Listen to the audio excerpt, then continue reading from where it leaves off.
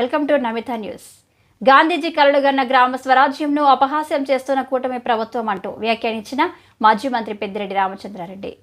కూటమి ప్రభుత్వం వచ్చి 6 నెలల్లోనే గ్రామ సచివాలయంలో సిబ్బంది కుదింపుపై మాజీ మంత్రి పెద్దిరెడ్డి రామచంద్రారెడ్డి ఘాటుగా వ్యాఖ్యానిస్తూ గతంలో ఎన్నడూ లేని విధంగా గాంధీ కలలుగన్న గ్రామ స్వరాజ్యంను వైఎస్ జగన్ సచివాలయం వ్యవస్థ ద్వారా ప్రజలకు దగ్గర చేస్తే ఎంత మేలు జరిగిందో టీడీపీ కార్యకర్తలను అడిగినా తెలుస్తుందని, నేడు ఆ గాంధీ గారు కోరిన గ్రామ స్వరాజ్యంకు చంద్రబాబు కూటమి ప్రభుత్వం తూట్లు పొడుస్తూ సిబ్బందిని కుదించి ప్రజలు ఎంతగానో మెచ్చిన గ్రామ సచివాలయాలను నిర్వీర్యం చేసే కుట్ర చేస్తున్నారు.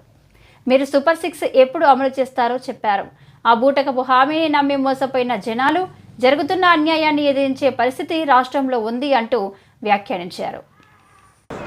భారతదేశంలో స్వాతంత్రం వచ్చిన తర్వాత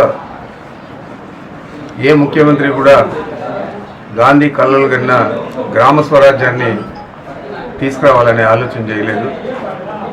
అదే మా నాయకుడు జగన్మోహన్ రెడ్డి గారు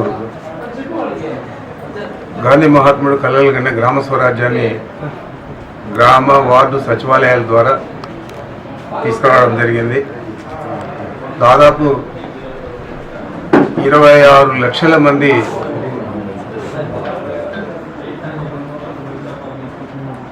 ఆ ఎగ్జామ్స్లో మేము ఏదైతే పరీక్షలు నిర్వహించామో గ్రామ వార్డు సచివాలయాల కార్యదర్శుల నియామకానికి 26 లక్షల మంది ఏకకాలంలో పరీక్షలు రాసిన ఎక్కడ కూడా ఏ చిన్న తప్పు కూడా జరగకుండా పారదర్శకంగా ఎలక్ట్ చేసి వాళ్ళందరినీ కూడా ఎన్నుకొని అర్హులైన వారందరికీ కూడా ఉద్యోగాలు దాదాపు 2,60,000 మందికి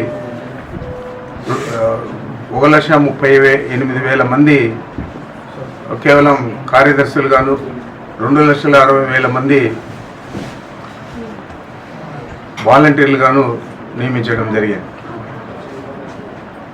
మరి ప్రతి పల్లెలో కూడా ఈరోజు ప్రతి చిన్న ఓటర్ను కూడా అడిగితే కూడా అక్కడ చిన్న కార్యకర్తను అడిగితే కూడా తెలుగుదేశం పార్టీకి సంబంధించిన వారిని అడిగితే కూడా దానివల్ల మాకందరికీ కూడా ప్రభుత్వ పాలన మా ఇంటి దగ్గరికే వచ్చింది అని చెప్పి ప్రతి ఒక్కరు చెప్పే పరిస్థితి ఈ రాష్ట్రంలో నెలకొన్నది జగన్మోహన్ రెడ్డి గారి సమయంలో. మీరేమో ఎన్నికల ముందు వాలంటీర్లకు 5,000 బదులు 10,000 ఇస్తామన్నారు.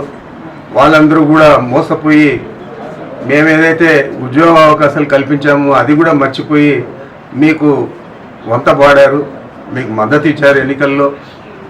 మరి అలాంటి వాళ్ళను 10,000 ఇవ్వలేదు, ఉద్యోగం లేకుండా తీసేయడం జరిగింది. అదేవిధంగా ఈరోజు నిన్నటి తీసుకున్న నిర్ణయం దాదాపు ప్రతి సచివాలయంలో కూడా మనం పారదర్శకంగా ప్రభుత్వం సర్వీస్ కమిషన్ ద్వారా ఎన్నుకున్నా కూడా వారందరినీ కూడా కుదించే పరిస్థితి ఈరోజు మీ ప్రభుత్వం చేస్తూ ఉంది. మరి ఇంతకంటే వెన్నుపోటు గ్రామ స్వరాజ్యానికి ఇంకే ప్రభుత్వం కూడా గతంలో పొడచలేదు, లేదా ఏ ప్రభుత్వం కూడా గ్రామ స్వరాజ్యాన్ని దృష్టిలో పెట్టుకొని గ్రామ సచివాలయాలు తీసుకురాలేదు జగన్మోహన్ రెడ్డి గారు తప్ప. ఈరోజు వాటినన్నింటినీ కూడా తుంగలో దొక్కే పరిస్థితి చంద్రబాబు నాయుడు చేస్తూ ఉన్నాడు. మరి ఏరు దాటినాక తెప్పదగలేసే అలవాటు చంద్రబాబు నాయుడికి ఇప్పటి నుంచే ఉంది. కాబట్టి ఈరోజు ఎన్నికలైన తర్వాత అత్యధిక మెజార్టీతో ఈ రాష్ట్ర ప్రజలు గెలిపించిన అవన్నీ కూడా మర్చిపోయి ఈరోజు ప్రతిదీ కూడా ఒక్కొక్కటే అన్నీ కూడా ప్రభుత్వ వ్యతిరేక విధానాలను ఈ ప్రభుత్వం ఈ రాష్ట్రంలో అమలు చేసే పరిస్థితి తీసుకొస్తా ఉంది. 6 అన్నారు, ఏది కూడా అమలు చేయలేదు. పెన్షన్ లేదు, ఒక పెన్షన్లే మాత్రమే ఇస్తూ ఉన్నారు.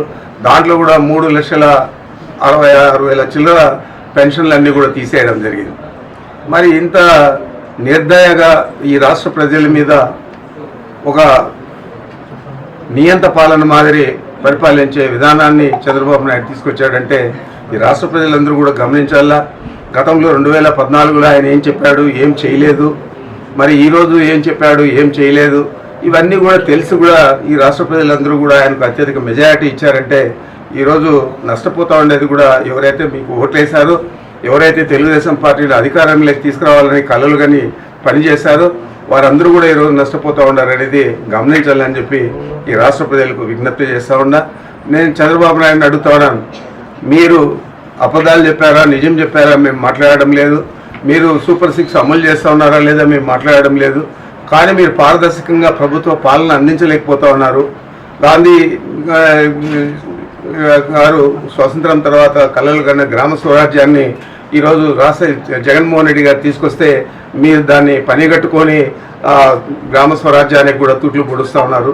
మరి ఇంత అవినీతిమయము ఇంత నిర్దయ ఈ రాష్ట్ర ప్రజల మీద ఉందంటే ఈ రాష్ట్ర ప్రజలందరూ కూడా ఆలోచన చేయాలా, మీరు ఏం చేశారు, ఏం నష్టపోతా ఉన్నారనేది నేను ఈ రాష్ట్ర ప్రజలందరినీ కూడా కోరుతా ఉన్నాను.